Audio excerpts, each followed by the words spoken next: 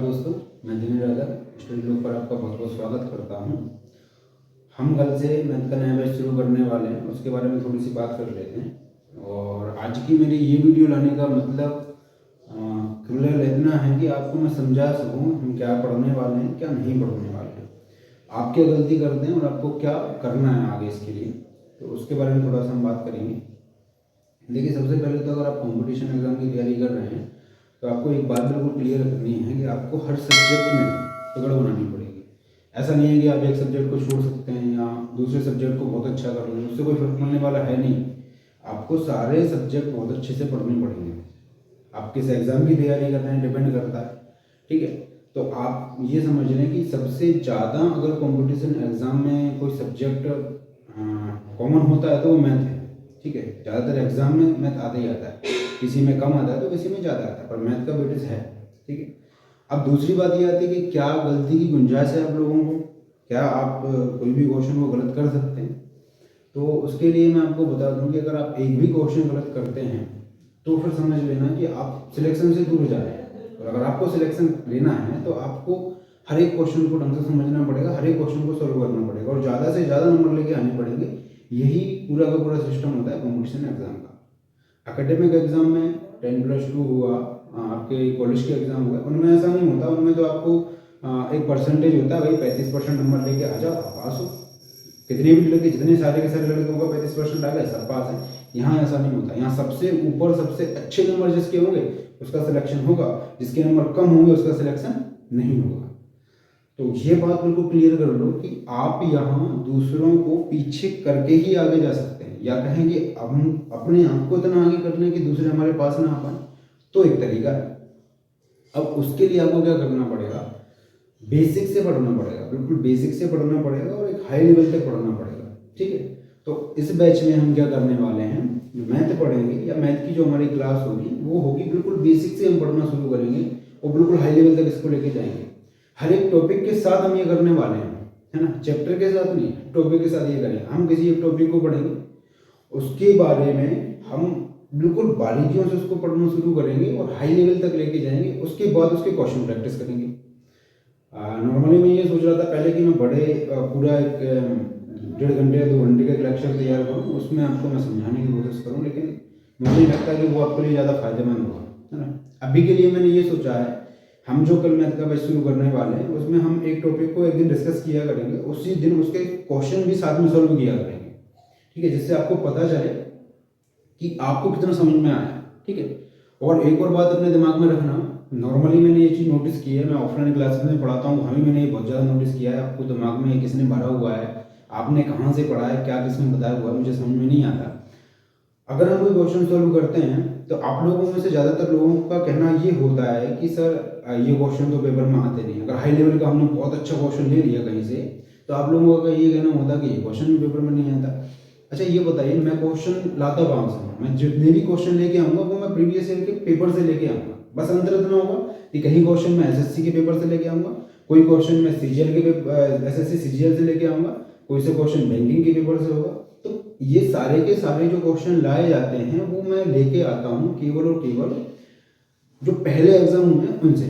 इतना बिल्कुल क्लियर है। तो जो क्वेश्चन एग्जाम में आया हुआ है कंफर्म है कि वो दोबारा आने का भी उसका चांस है, ठीक है। तो आप अपनी जो मेंटलिटी है उसको थोड़ा सा बदलें। पहले ये समझें कि सारे क्वेश्चन यहाँ इंपॉर्टेंट है। बात ये नहीं कि क्वेश्चन कौन सा आएगा, बात ये है कि आपका कॉन्सेप्ट क्लियर है या नहीं, ठीक है।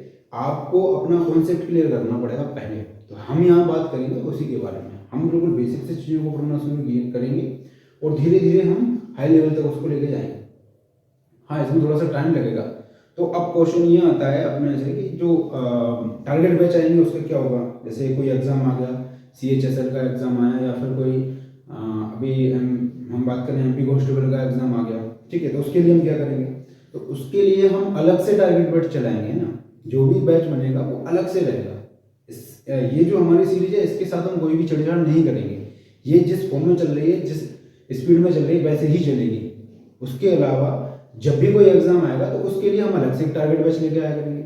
इतना क्लियर है। तो इतना हमको समझ लेना है कि आपका जो पढ़ने का तरीका होगा वो होगा बिल्कुल बेसिक से पढ़ना है और हाई लेवल तक लेके जाना है। उसका कारण केवल एक है कि आप रिस्क नहीं ले सकते एक भी नंबर के साथ। आप ऐसे समझिए कोई भी एग्जाम होता है, मान के चलो हम एक एग्जाम ले लेते हैं एसएससी का, ठीक है। एसएससी में क्या होता है, 25-25 नंबर का 4 पोर्शन होगा, ठीक। तो एक में जीएस होगा, एक में इंग्लिश होगा, एक में मैथ होगा, एक में रीजनिंग होगा, ठीक।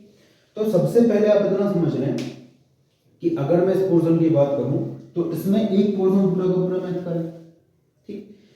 अब ये 25 नंबर में होगा क्या कि 10 क्वेश्चन ऐसे होंगे जो एवरेज होंगे, ठीक।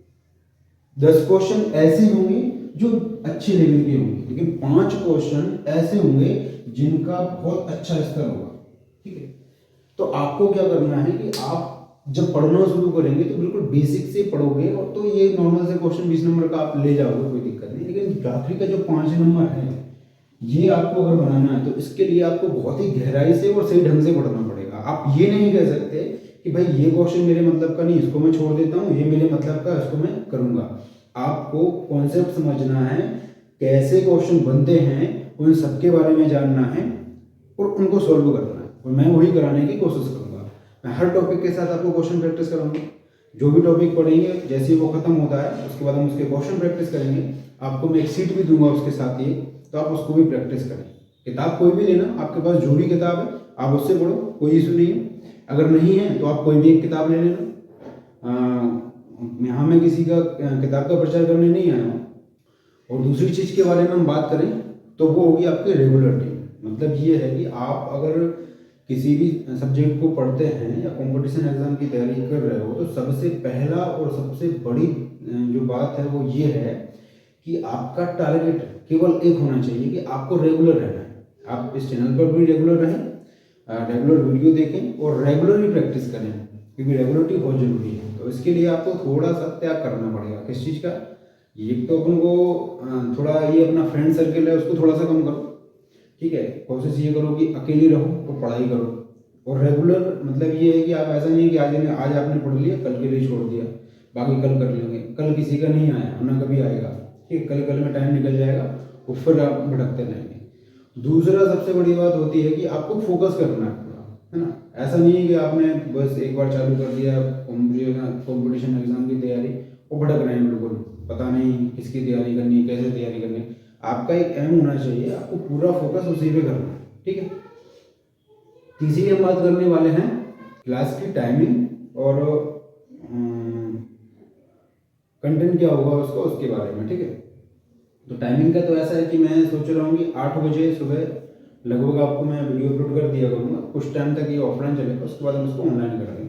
आप इतना ध्यान रखें जब आप यहाँ जुड़ जाएंगे तो मैं आपको कोशिश ये करूँगा कि मैं बिल्कुल आपको सबसे अलग तरीका सिखाऊं पढ़ने का, या मैं सबसे अलग तरीके से आपको पढ़ाऊँ, ठीक है। हम ये कोशिश करते हैं कि आपको समझ में आना चाहिए। बात यह है कि फॉर्मूला रटने से कुछ नहीं होता। फॉर्मूले इतना रटोगे उतना कन्फ्यूज हो जाओगे। मैं कोशिश ये करूँगा कि आपको कम से कम फॉर्मूले याद करने पड़े, बिल्कुल बेसिक से समझाऊंगा और आपको बहुत मज़ा आएगा। आप कंटिन्यू जुड़े रहिएगा। तो ठीक है, हम कल से शुरू करते हैं। बाकी बातें हम कल से शुरू करेंगे। बस ये है कि आप थोड़ा सा कुछ बातों का ध्यान रखें। जैसे कि एक और बात मेरे दिमाग में आती है कि मुझे ऐसा लगता है शायद आप लोगों ने जो चैनल मेरा सब्सक्राइब किया हुआ है उसके साथ बेल आइकन पे क्लिक नहीं किया है। इसकी वजह होता क्या है कि जो वीडियो मैं अपलोड करता हूँ उसका नोटिफिकेशन शायद आप तक नहीं आ रहा है।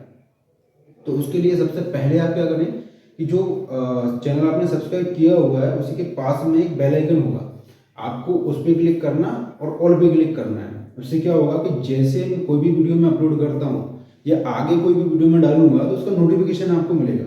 तो चैनल सब्सक्राइब करने के साथ ही आप बेल आइकन पे भी क्लिक करें, जिससे आपको मेरी हर एक वीडियो टाइम पे मिल पाए और आप उसको प्रॉपर एक सीक्वेंस में देख पाएँ, ठीक है। आज के लिए इतना ही, आगे हम कल से शुरू करते हैं और आप जुड़े रहिए। आपको बहुत ही अलग तरीका मिलेगा और बहुत मज़ा आएगा और मैं कोशिश करूँगा कि मैं आपको बेस्ट प्रोवाइड करा सकूँ। बाकी मिलते हैं, थैंक यू। तब तक के लिए आप ऐसा करें, चैनल को लाइक करें, शेयर करें, ज़्यादा से ज़्यादा सब्सक्राइब करें और उसका ध्यान रखें कि आप सब्सक्राइब करने के साथ साथ बेल आइकन पर भी क्लिक करें। Thank you.